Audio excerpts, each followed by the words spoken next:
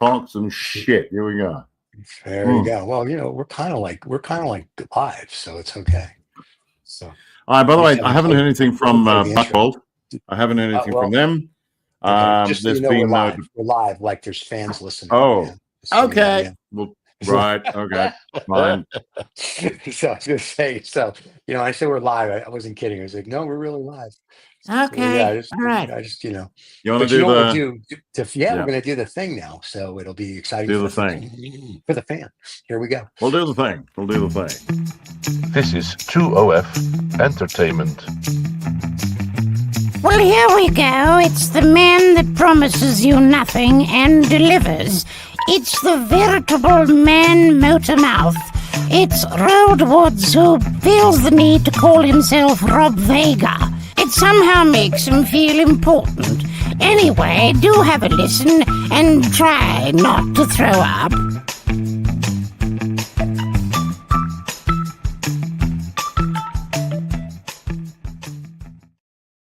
That's like my favorite thing, the try not to throw up thing. Here, just for people And on try acid. not, There you and go. try not to throw up. Yes. This is for the people on acid. Happy Thanksgiving in America. And we'll go back to the normal look. There we have it.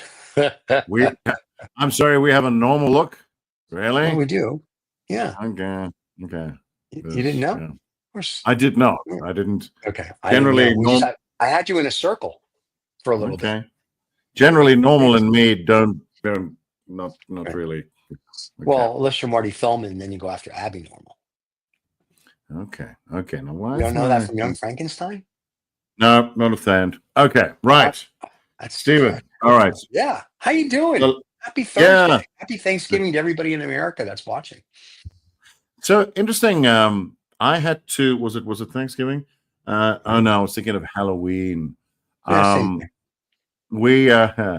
I was doing a thing on my show about Halloween, and of course everybody thinks it's an American thing, and I went, no. This started in Ireland. It started in Ireland. That's where it comes from, and it started in about 900 whatever AD.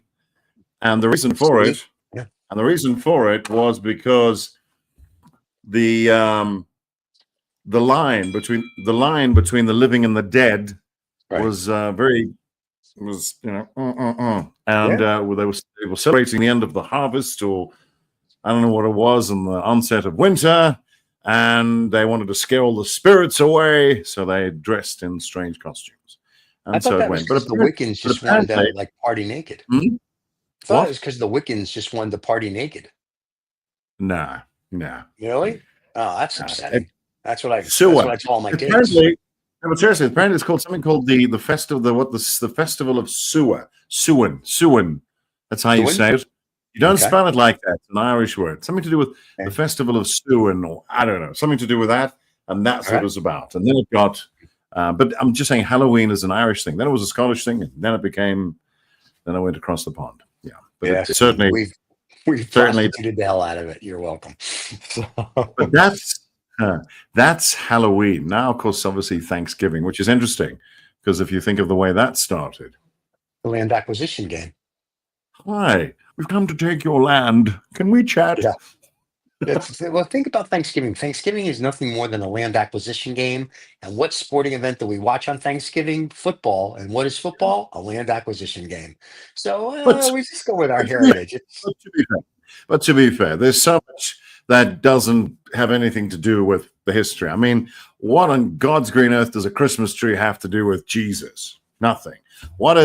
Stop it. Everybody knows that Melvin Blumenthal came up with that idea because he wanted to make money. Okay, that makes sense. That makes sense. And what was it? The chocolate bunnies. I mean, come on, come on. The bunnies aren't chocolate.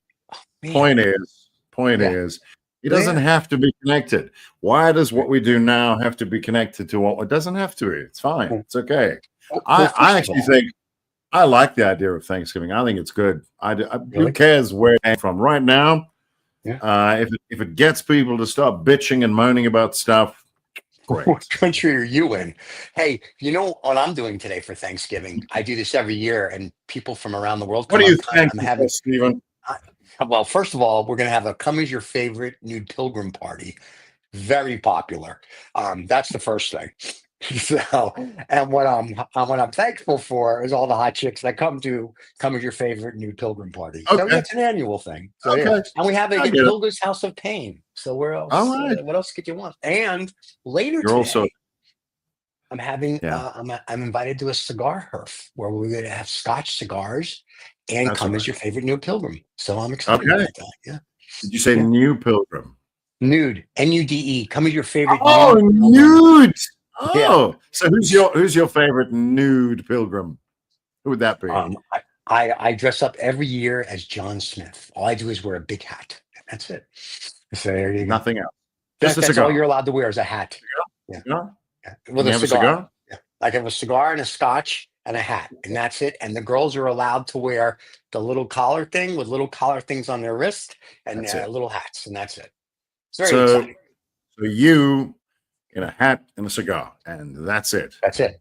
Yeah, I've Ooh. seen it. It's not pretty. Ooh. That's what I say. Oh. So, but yeah. Oh. So, yeah, I know it's an annual thing. I've been doing it for years. Yeah, and people from all over come, and I don't understand why. So, Hey, speaking of crazy things, I've got to say this. So we had this story. We've you familiar with Jim Jeffries, the comedian? sure, everybody's familiar with Jim Jeffries. He's almost funny. Good. He was here. I went to see him. He was here last Saturday. I went to go and see him. Fantastic. Yeah. Fantastic. Just great. Yeah. Just great. Yeah. But that's, I mean, we could talk ad nauseum about him, but he's fine. He doesn't need the views. He's all good. What I do want to, what happened at the performance, what I do want to talk about. So, yeah, let me tell you what happened. So I had some nice VIP tickets because, I know people, and Jim was right there, and it was great, and I was waving at him, and he was going, "Who's this fucking idiot?" No, that wasn't what he was doing. No, it was. He was saying, "Hey, Rob, how you doing?" No, he wasn't doing that. So I was sitting watching him, and it was great. I mean, he's fantastic. He's a master storyteller. Very honest, I mean, the thing about comedy, actually, I'll get into that later. What happened was behind me, there was a woman and her husband, and she was commenting like the whole way. "Oh, this is so offensive. Oh, it's whatever." And what I should have done, but I didn't want to because we were enjoying the performance. I just kind of blocked her out. Because, if you take someone on, now it's a thing, and, I don't want to do that. But what was going on in my head was this. Why would you go, what did you think was going to happen at a Jim Jeffries comedy performance? It's kind of it's kind of like a medical student, a surgical student, right? Goes and watches an operation being performed because they want to learn, see how it's done. And they go, "Oh my God, there's so much blood. Why is there so much blood?" What did you think happens while they operate? The comedy show.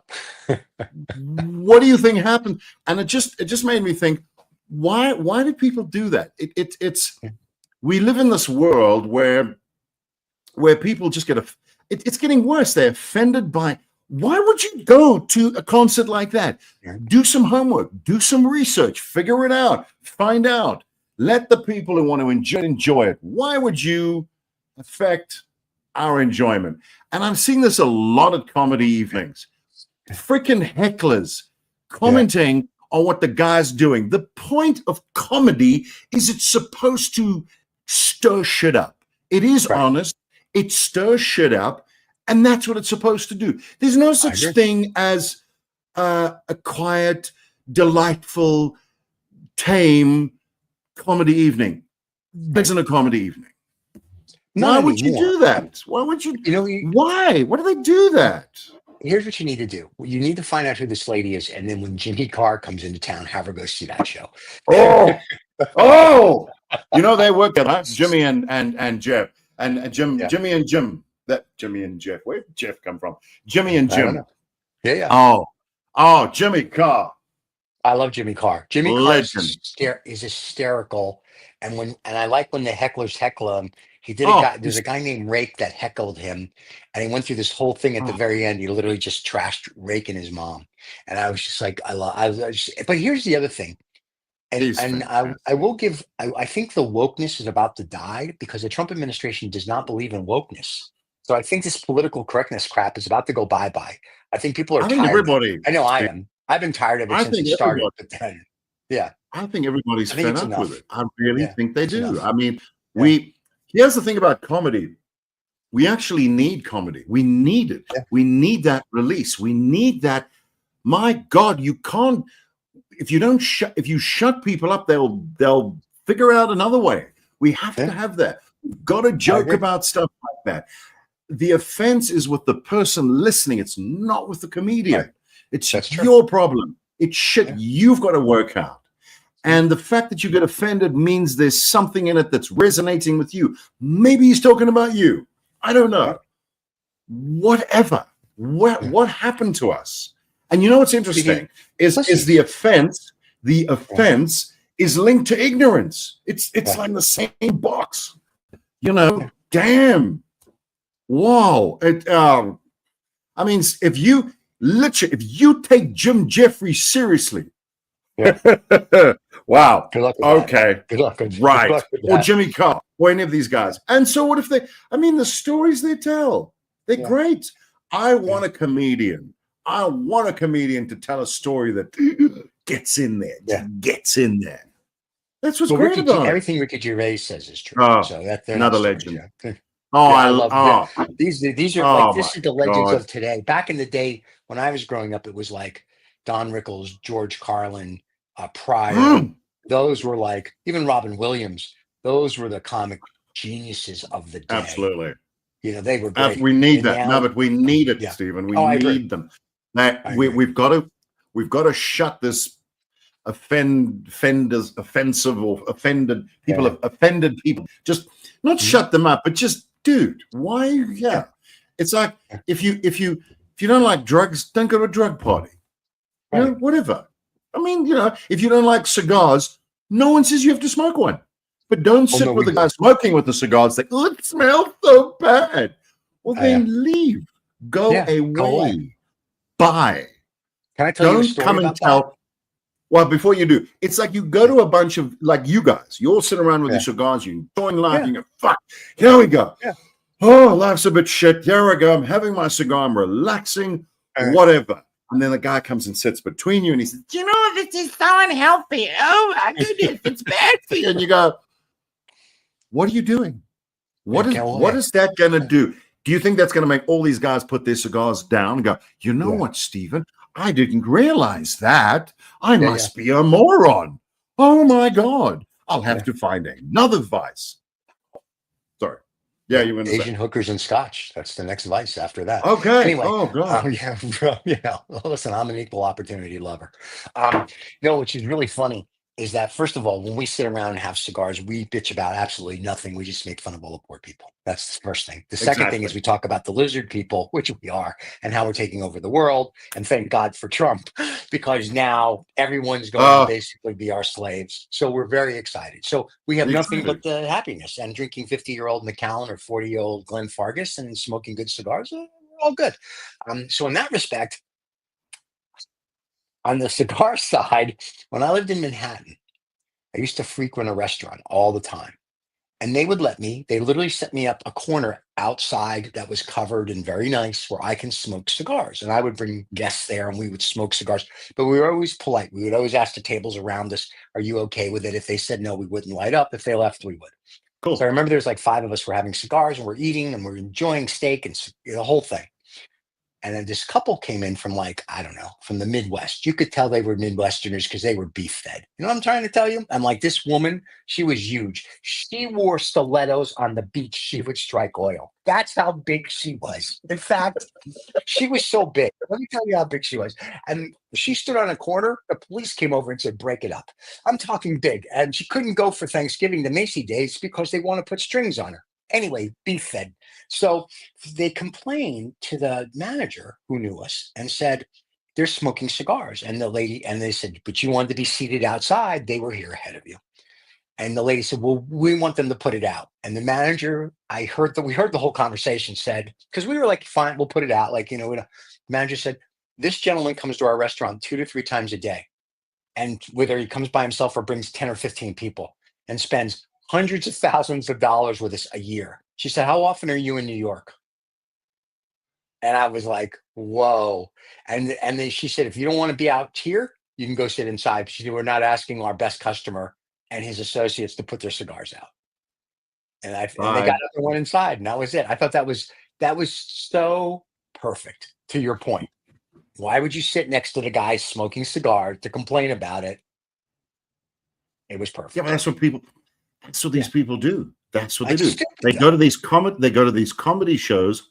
I had a small taste of it, but there were a couple of comedy shows I've seen online, and actually friends of mine have gone to, where you have these people. A hill is one thing. Yeah, Right. you suck, whatever. Right. And then Jimmy Carr obviously loves doing that, and he's a master at taking them down. Yes. In fact, as you know, he encourages it, which is fantastic. Yes. But that's one thing. You know, a guy's a bit drunk. You suck. When's the comedy starting? Whatever. Right.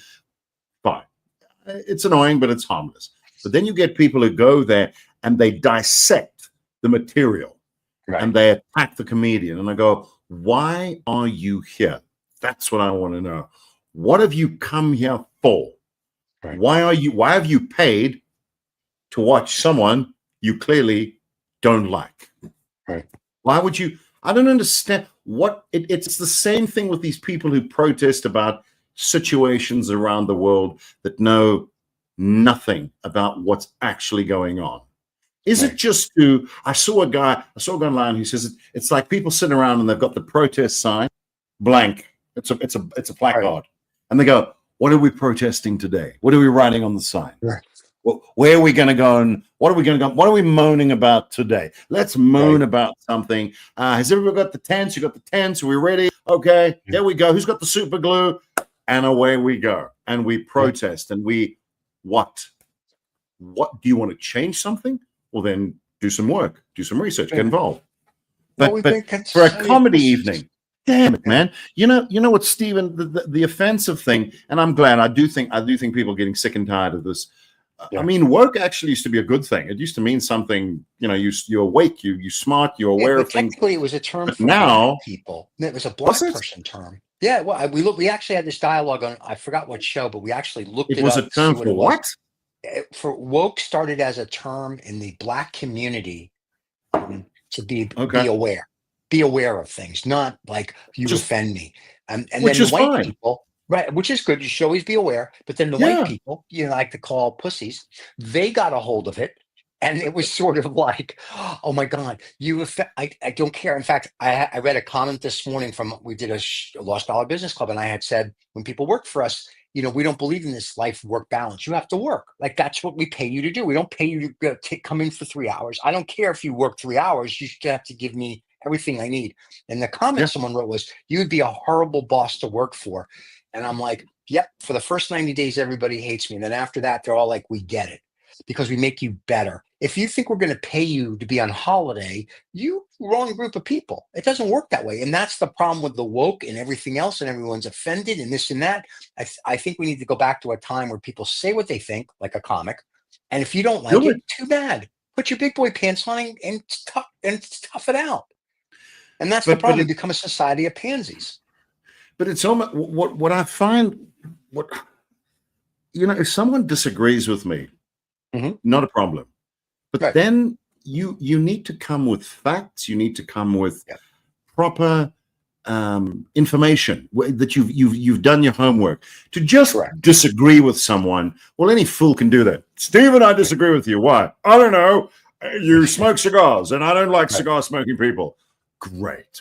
Okay, but what I find extraordinary, you see these debates where I don't know, comedian X is on a stage and he's taking questions from a group of college kids, and they fire the most inane bullshit. It's like they swallowed a word salad book, and they're trying to sound like something they're not. And I look at the person asking the question, and I go, because I mean, most of them are the same age as my kids, and I go, I don't understand what they think they're doing.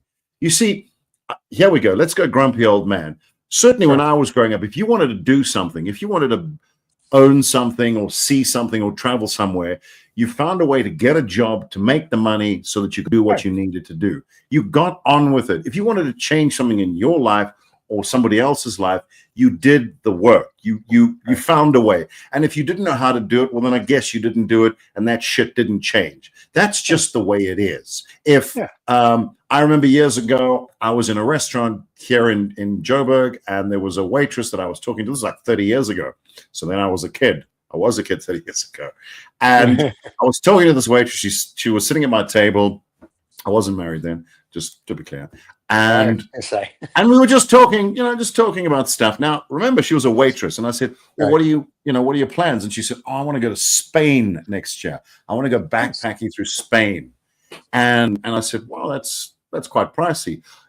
Yeah, I've been saving. For about 2 years. I've been working extra shifts, but this is what I want to do. And I said to her after that, she says, "I don't know, but my aim."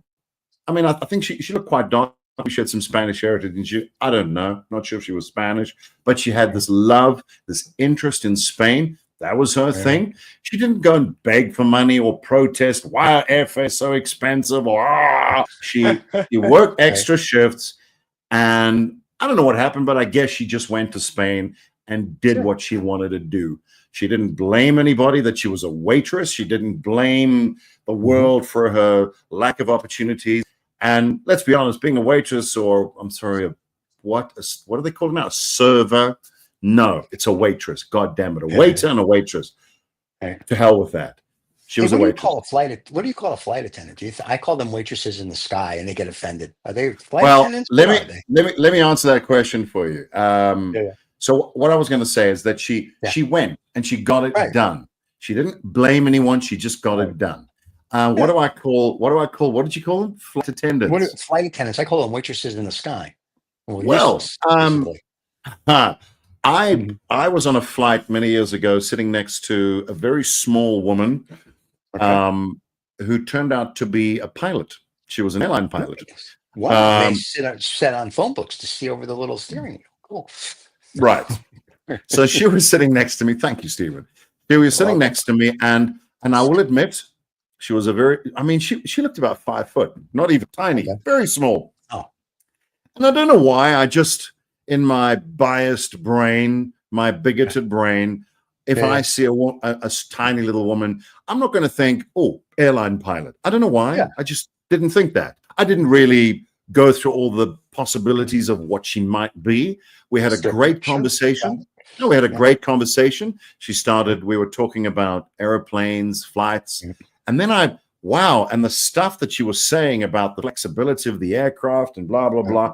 And I said to her, do you have some sort of aviation background? And she says, yeah, I'm actually, I usually fly this plane, but I'm just hitching a ride back. And just now, when after dinner is served, I'm going to go into the back and sleep, and you're going to have to sleep in your chair. And I went, oh, damn. Now, what was my point? Oh, she said something interesting to me. She said one of her bugbears was how people refer, the way that people think of flight attendants. And I said, what is the issue that you have with passengers and the way we refer to flight attendants? She said, well, it's not necessarily you, but she said most people think they're here to serve food and do whatever. And she said a flight attendant is actually a paramedic that serves food. That's what they are.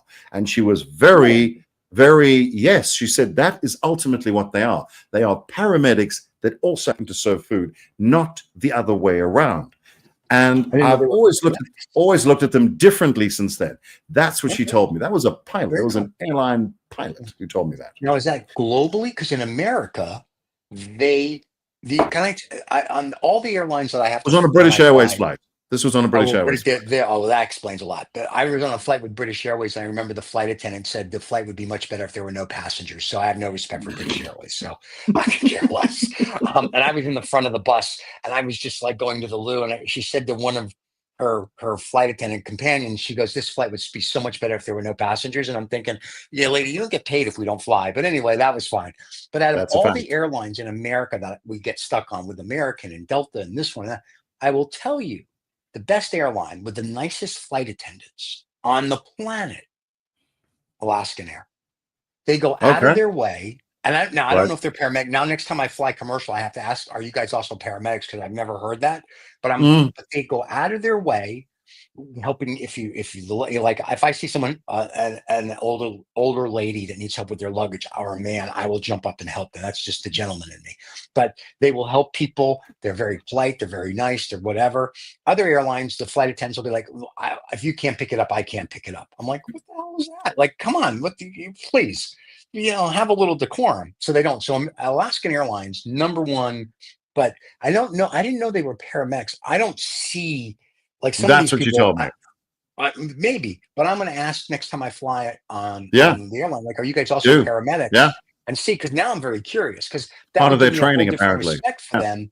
But Yeah. because every time somebody gets sick on an Having- airplane, what do? Is there a doctor aboard? All right, well, Two you're things. a paramedic. Yeah, well, that's Who's different. supposed to do it? Two things. One, Yeah. this portion of the program is sponsored by Alaskan Airlines. No, I've just had You're to. welcome, Alaskan As you were Airlines. saying that, I was thinking, wow, Yeah. Stephen, this is an infomercial. It's fantastic. I know, Okay. right? It's What are you Stephen, charging let me just check them? that off the- I hope you're charging Let me them. just check that off the paid us list. All right, good. Yeah, just make sure you get your dollar. All right. But having said that, I mean, Yeah. she said that to me, and as like you, I did gain a new respect. And I thought, okay, but Right. with that in mind, and I'm not trying to disparage flight attendants en masse here, but I have seen some flight attendants in my time that definitely fit the bill. Sure. Mhm. Well, fit, strong. And I thought, okay, they could probably handle a paramedic situation, but others, Right. not so much. Yeah, Not no, so I much. agree.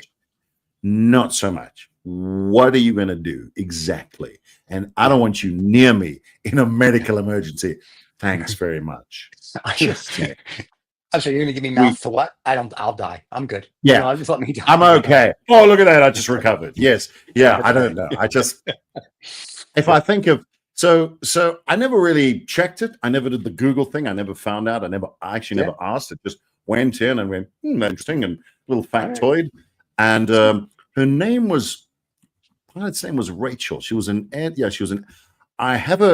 think I have her last name somewhere. She gave me a number and said, next time you come on on the flight, come and check the deck. And I never did. I never saw her again. But somewhere in my contacts is her. And now I'll give her a call. I don't know. Not sure. Not sure she's flying. If she's still flying, we'll find out where she flies. And if she's still flying with British Airways, next time I get on a British Airways flight, I'll be like, "Are you Rachel?" And I'll be like, "Do you remember this passenger?" And if she says yes, I'm going to say, "What phone book?" Such an asshole. He's terrible. And I have a question. When she said she was going to go in the back and sleep and crawl up, did she just mean she was small enough that she was just going to crawl up like in a little seat, like a cat? No, cabin crew. They apparently have. Yeah, I know. They have some bunks in the true. back, and she was going to go and she was going to out. That was the thing that stuck most of me. I thought, God damn it! I would. Hello, what about the passengers here? Hello. No, no. And she literally walked up and she said, "Good luck getting some sleep." I was in business class, and she said, "Good luck getting some sleep." I went, "Oh." But I'm just saying, business class now and first class. When I fly that overseas, I have no problem going to sleep. The seats are luxurious. Well, the flight, all right, this business class seat, I had some points, so I bought a regular seat and I got upgraded. But it kind of had you could kind of lie flat, but there was just so much stuff going on around. That was my problem. Oh, I'm not like a light. When it's time to go to bed on an airplane, that's the only time I really get my best sleep.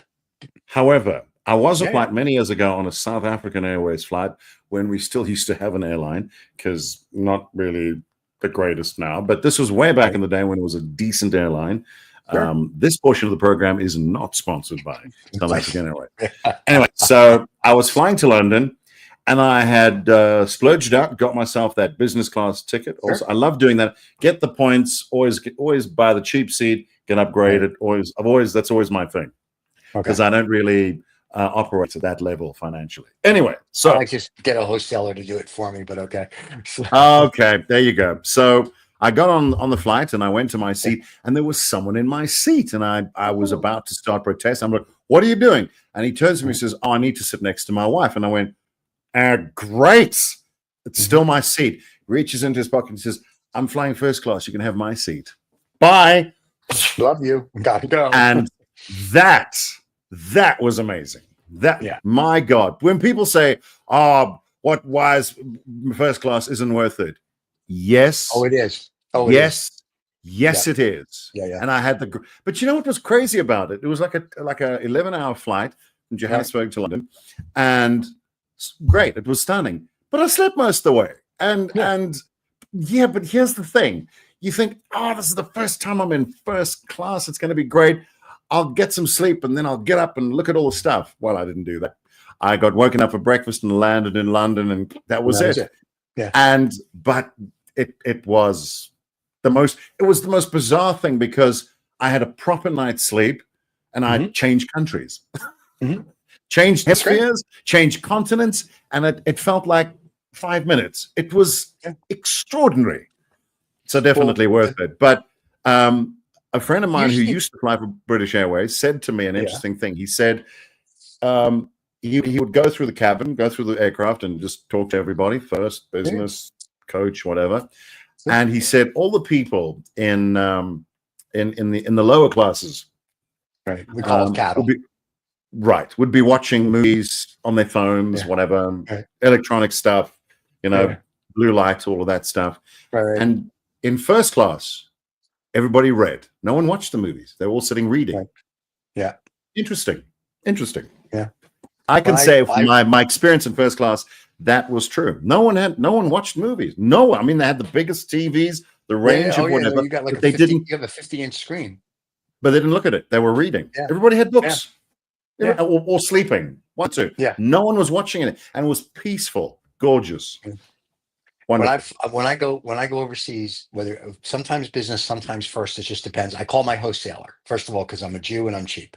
So I'm like, get me the cheapest business or first class, and it's on a real airline. You've probably heard of that's just smart, Stephen. Airlines and whatever. That's just smart. It's just smart. Yeah, well, because it's money, and whether it's mine or a client's money, I don't want to piss it away. But exactly, sometimes I have no problem with that. Fantastic. Sometimes between the difference between business and first is literally a few $100s. I'm like, do it. Now, sometimes the difference is like $50,000, and I'm like, it's not worth it. I've been there, done that. So I just enjoy it. And it's flying domestically. What people don't realize is between, well, I don't think we really have first class anymore in America. We have business, or for whatever you want to call it, between we call it cattle plus in front of the bus. So the difference between like cattle in front of the bus sometimes is like $50 or $100 one way. And I'm like, of course. It's like, let's not be crazy. Like, my comfort's more important than struggling on an airplane. And especially when you travel overseas, where people go, oh, it's worth it because I have to go. You have to get on whether 8 or 15 hours or whatever, 26 hours if I'm going to Australia. When I get off the airplane, I need to be refreshed. I don't need to be like, my legs hurt, this hurt, because I was in this little seat like this. And that's what people don't get. So, the comfort is worth it. And then I found the wholesaling like 10 or 15 years ago or longer. And so it's like, I'll fly in front of the bus and it doesn't cost anything. So it's like, I'm good. You found what? Sorry, what was that last thing you found? They have what they call ticket wholesalers, and what they do. Okay, yeah. For business and first. So and I used it 100 years ago. I had to go to Switzerland, and then from Switzerland I had to go to Monte Carlo. So I found this wholesaler and I called him and said, "What's your ticket price?" Then he said $4,000. I'm like, well, that's expensive each way, because that's what it is online. He goes, no, $4,000 for the whole thing. I'm like, done. Because if I was going to buy it from just say Swiss or whoever, round trip myself was going to cost about 12 grand. Wow. So I use wholesalers quite a bit, and I've got one or two that are like religiously in my speed dial. And when people go, I'm flying overseas, I'm like, call my guy. And they saved, one of my friends is going to Dubai, and they saved I think $8,000 round trip for business class. And I'm like, use a wholesaler. And people don't, I'm like, it's great. And I have no problem with it. I'm like, it's whether it's your money or someone else's money, the idea is to save it, not piss it away. So you do that. Yeah. But here, you mentioned the domestic one. There's not much difference. Last year we went down to Cape Town, and which is just shy of a 2-hour flight. And I know country's bigger than people think it is. 2 hours, and we thought, we'll do the business thing. I don't generally go on business for domestic flights because they're usually less than an hour, and I go, Yeah. If it's a similar price, which it usually is not, then sure. Right. But most of the time, there's quite a big difference. But this time we thought, yeah, bugger it. It was my wife and my son. My daughter she's living elsewhere, and we thought we went to Cape Town for 2 weeks, and it was disappointing because Really? I hadn't. Yeah, it was, because what they did is the plane was just one plane, so there were no different compartments. But all they did is they just gave us seats around us, but we were in the same seats, the same everything. We got a few little extra things, which was kind of weird because we were kind of in the middle of the plane, and everybody saw us getting these extra snacks and stuff. It was just the stupidest. Can I tell you the best first class? That was really ridiculous. Here's the best. We're getting the first class special business snacks. class. Yeah. Yeah. Here's the best one. So we flew into Qatar to Doha. Now, from Doha to Abu Dhabi is literally a 23-minute flight, and we're in the front of the bus. And first of all, when they take you to the plane, they take you in a special bus. The special bus has these mega leather seats that can only fit like 8 people in the bus. It's not a normal bus. It's the premium bus. So you get to sit in this bus. Of course, very special people. Yes. So they take us to the plane. We sit down, and the lady says to me, "Before takeoff, sir, would you like dinner on the flight?" And I chuckled. I said, "Yeah, sure. What can it be?" And she told me. I was like, "I'm sorry. It's a 23-minute flight." I was like, "Sure." I mean, in my mind, I'm like, "I got to see this." So I'm like, "I would love to have dinner on the flight from Doha to Abu Dhabi, 23 minutes." As the plane's taking off, she comes to us, puts our trays down, white linen tablecloth, and then as the plane levels off, I guess at 10,000 feet, they're serving the dates, the nuts, the food, and like 4 minutes before we land, they come and collect everything. They take your white tablecloth.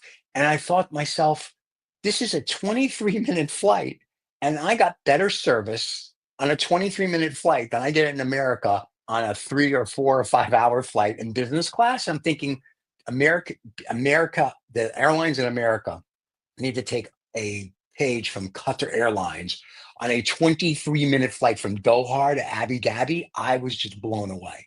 Qatar, Emirates, and Singapore are the 3 best airlines. If I have to travel, I mean, I fly Virgin and British and whatever, not willingly.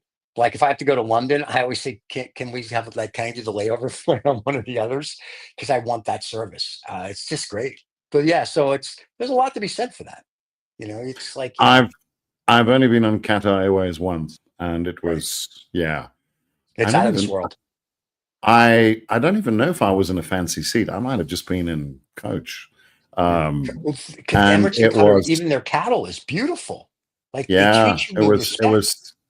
The weird thing was it didn't feel like I was in a coach seat at all. If I remember correctly. Yeah, no, it didn't. And the people were stunning. Wow, they were very nice. They were very good. Almost too nice. I'm just used to very not offish service, but just here we go. Here's your dinner. There we go. Boom. Yeah. And they were kind of, "Are you okay, sir? Is everything fine?" Right. I'm like, "Yes, I'm fine. Just go away. I'm okay." But they were very concerned that I was happy. Okay. And it was very unusual because I wasn't used to that. Old world, old school. That's old world, old school. When people used to fly, my parents would tell me stories, and grandparents in the 40s, 50s, and 60s when airlining, which like when people would dress in suits and ties and like still dress for it. That's how they treated everybody. Like, "Are you okay?" It didn't matter if you were in cattle or in the front of the bus. "Are you okay? Is everything good?"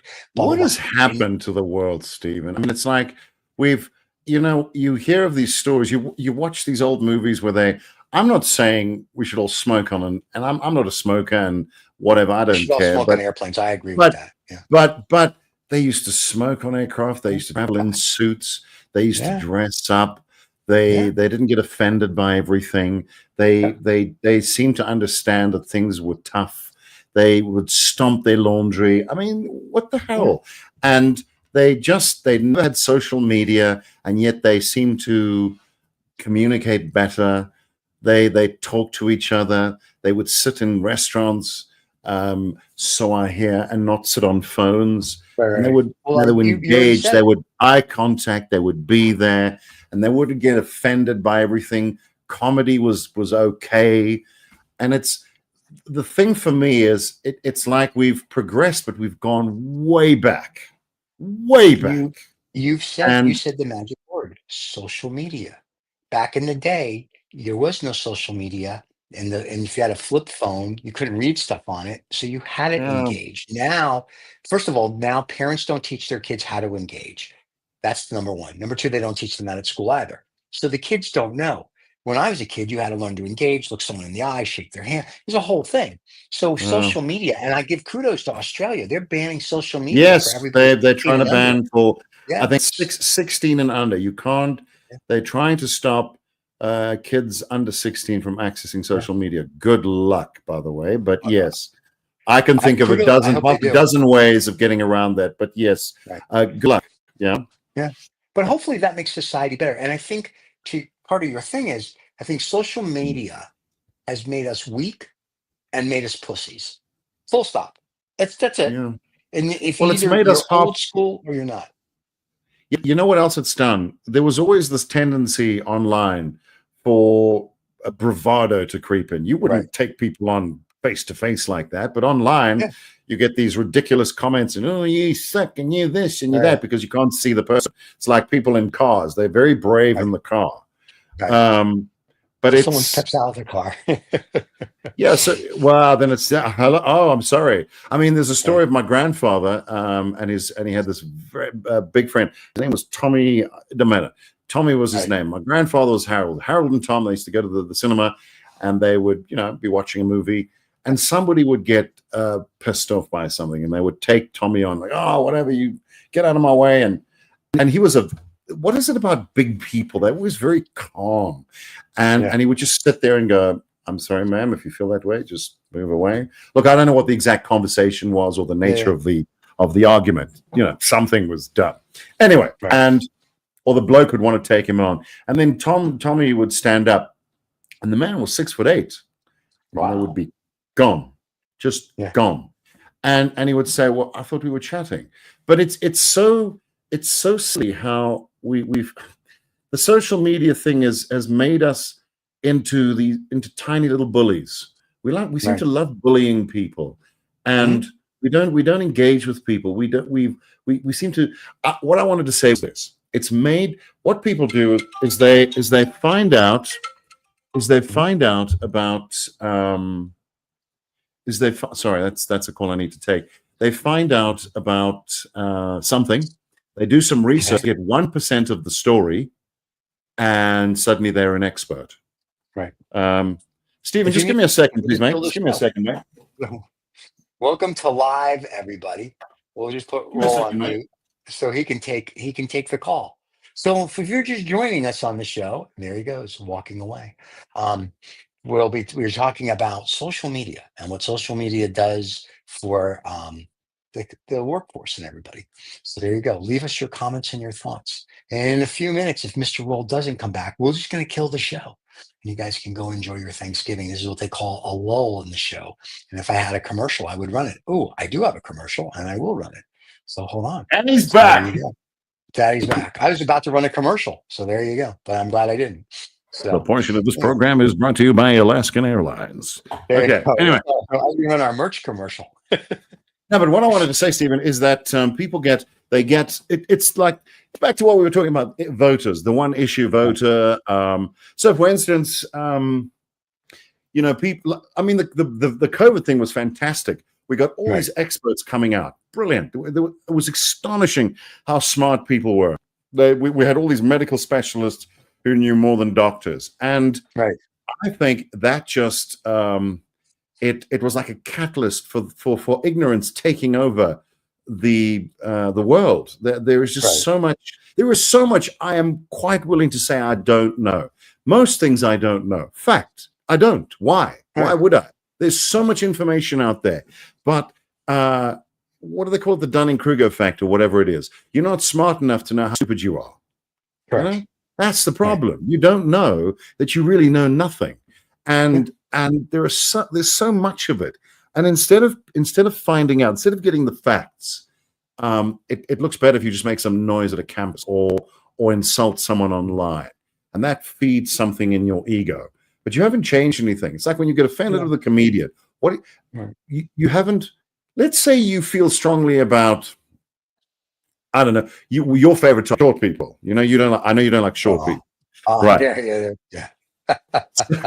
So you go.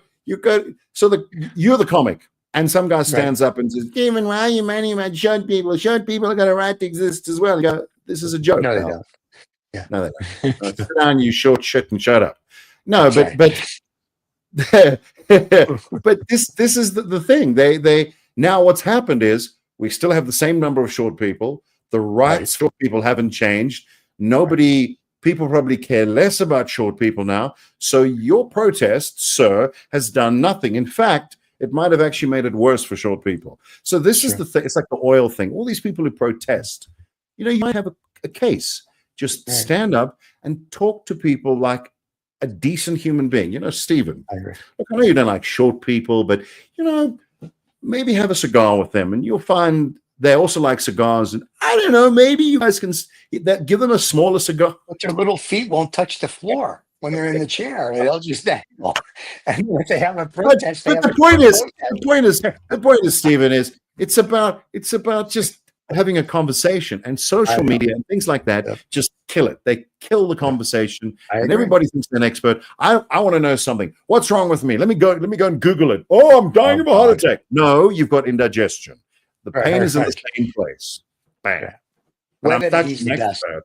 When you go to WebMD, it doesn't matter what you've done. You stubbed your toe. I love WebMD. A friend of mine checks WebMD for everything. WebMD's it's like, oh, you stubbed your toe, and it gives you everything that could go wrong. And at the very last sentence is, you could possibly die, go to a hospital. I'm like, oh my God, stop with that. It's like the best.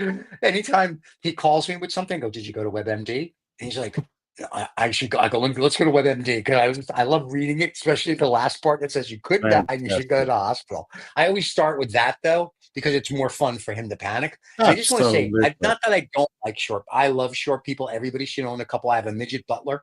It's cool, and I have two of them. They make like a full person. I pay half price. But when a short person waves, is that a microwave? Oh no! Oh shit!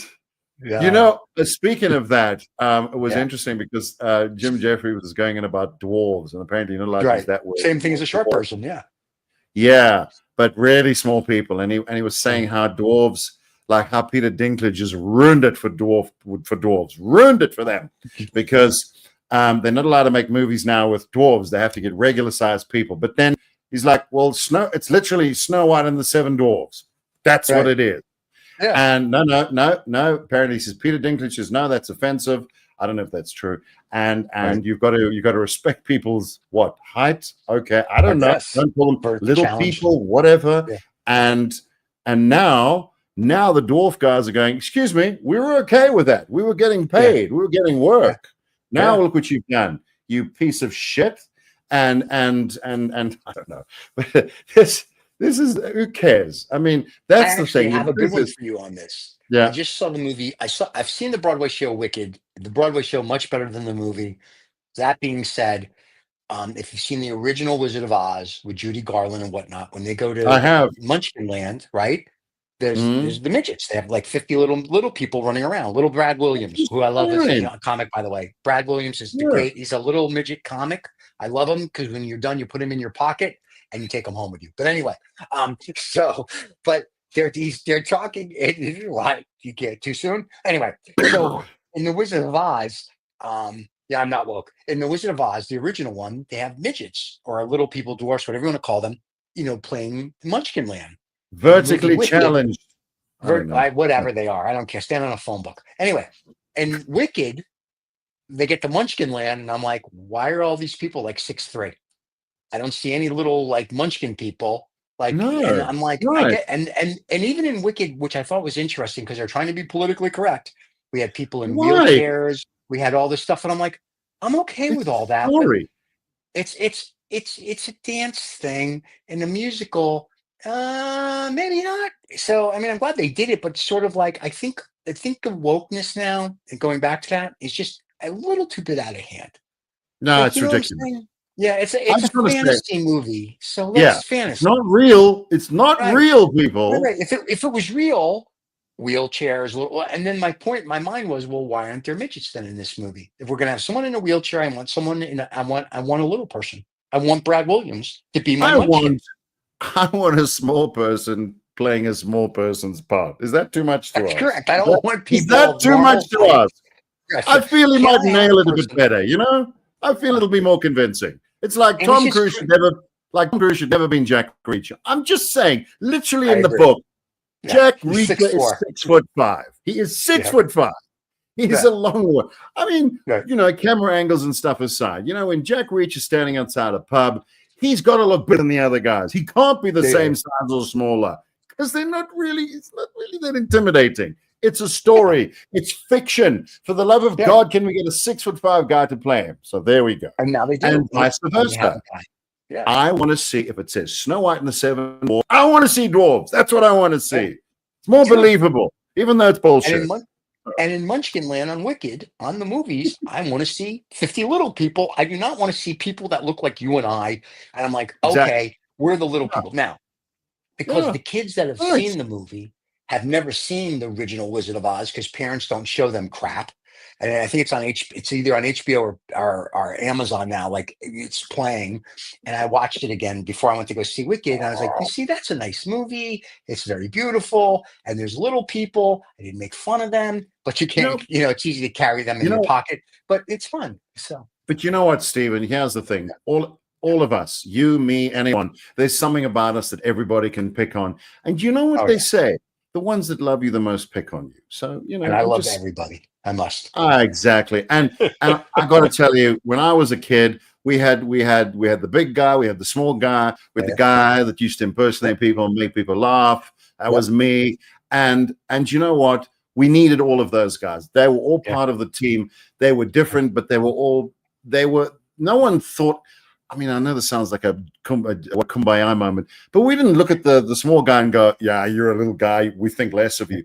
In fact, he was really funny, and he was a tremendous guy. He was a hell of a good sportsman, and he just we would have had a problem with him if he was a shit. He wasn't. He was a very decent guy, and it was impossible to make fun of him because he just loved it. He loved the attention, and anybody who made fun of him was just wasting their time. And that's why guys make fun of other guys. That's why we prank other guys, because we want to see if they're an idiot or not. We know we're an idiot. We want to see if they're an idiot. So you go into a new group. You don't know who this guy is. You join a group, and they want to see Steven. Is he a guy we can have fun with, have a beer with, have a cigar with, or is he just some woke idiot? Right. Yeah. So they drop a bucket of water on you, they apple pie your bed, whatever it is, and the way you react to that. Can you take a joke? As a guy, you must be able to take a joke because there's so much shit out there. We can have fun as guys, but buddy, you got to be able to take a joke. We got to be able to give you a hard time. It's not serious, but if you take it seriously, then it's serious. And that's the fun part about. I can't speak for women, but that's the fun part about being a guy. It's fantastic. You meet your buddy at the airport. You piece of shit, blah, blah, blah. Look at you. You look like you're 100 years old. No, it's not fucking serious, but don't take it seriously. We need to be able to make fun of big people, of small people, of fat people, of stupid people. It's fantastic. Especially, and stupid especially fat people. I love it. I love the attention people can make. Whatever fun of me, it's great. It means you're part of something. But when you start talking about the guy's mother, well, it can be a little tricky. Just well, it depends what she looks like. I don't know what it might. That's true. But when we were kids growing up and we would do that, we considered that bondage. We did bondage. No, you can't do that.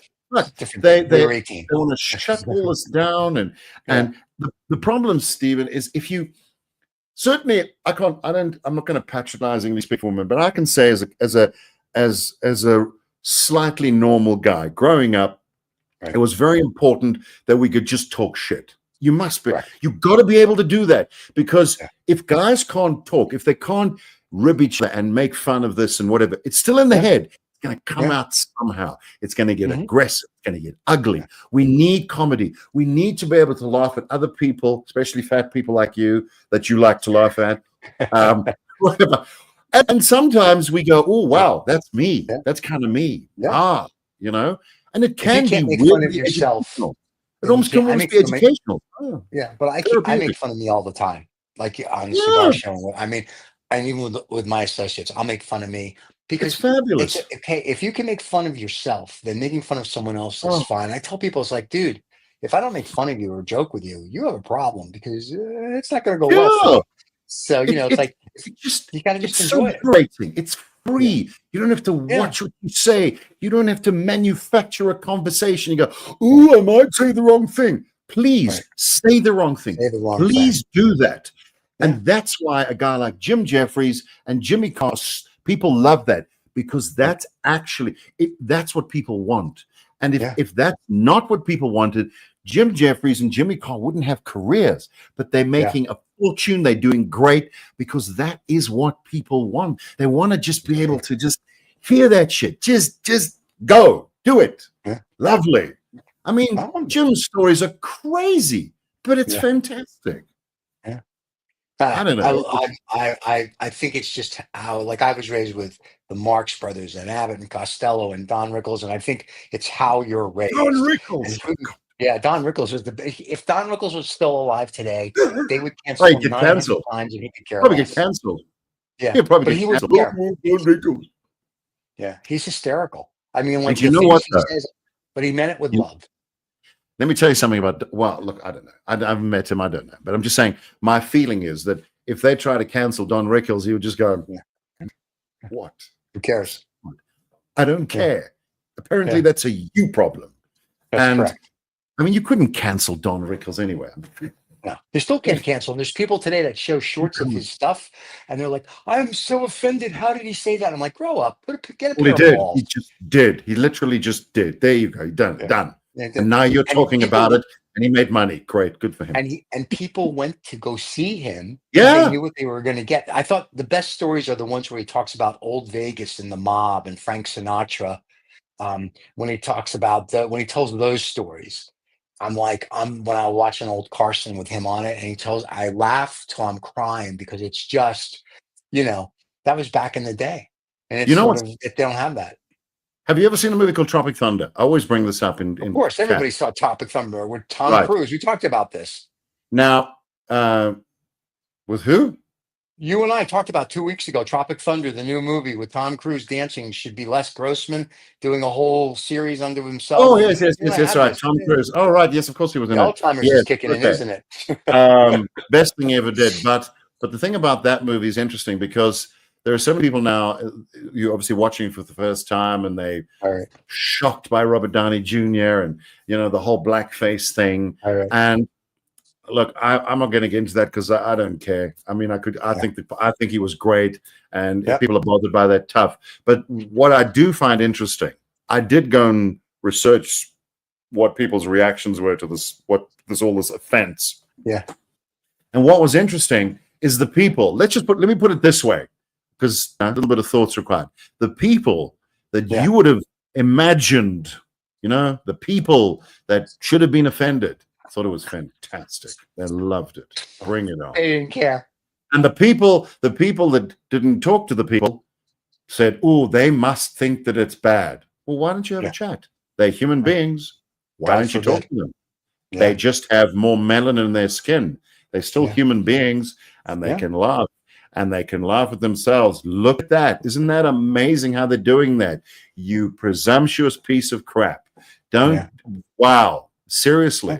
No one, who's offended by that? It's fantastic. I mean, the scene where he goes, where Ben Stiller turns around and he says to him, I don't know, they're moaning about something, the map or navigation or something. And he says, what is with you? What is it with you people? And you remember what Robbie Downey Jr. character says? He says, what do you mean you people? And the other guys, what do you people mean? You people. That's right. That was the best. But it's I literally just watched that. But After it's we great. did the show 2 weeks ago, I actually rewatched it because because it's hysterical. The best. So, Yeah, but it's true. you see, we've got to let that stuff's got to be out there. We've got to be able to do that. The people that don't like it, then don't watch it. Really, don't smoke the cigar if you don't. If you don't, That's just get out of the cigar lounge. Just stay out. You don't have. No one's saying you have to go in to the cigar lounge. But if you go into the cigar lounge, leave your shit at the door. Correct.